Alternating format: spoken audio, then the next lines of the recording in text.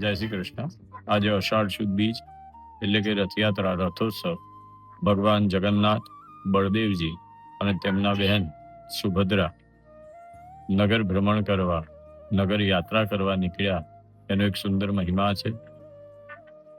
રથયાત્રા રથોત્સવ ભગવાન જગન્નાથજીના અનુલક્ષીને નીકળતી રથયાત્રા છે। એ રથયાત્રાના દિવસે આજરોજ શામળાજી ભગવાનની પણ રથયાત્રા નીકળતી હોય છે। એમાં ભગવાન બાલકૃષ્ણનું સ્વરૂપ રથયાત્રામાં પધરાવી અને ભગવાનના મંદિરની પરિક્રમા કરવાનો વર્ષોથી મહિમા છે।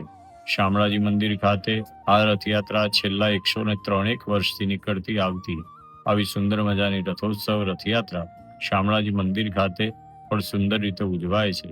ભગવાન બાલકૃષ્ણને રથમાં બેસાડી 5 પરિક્રમા કરી અને પ્રત્યેક પરિક્રમાના અંતે ભગવાને જાંબુ, કેરી અને મગનો ભોગ ધરાવી ભગવાનની રથોત્સવની આરતી કરવામાં આવે છે।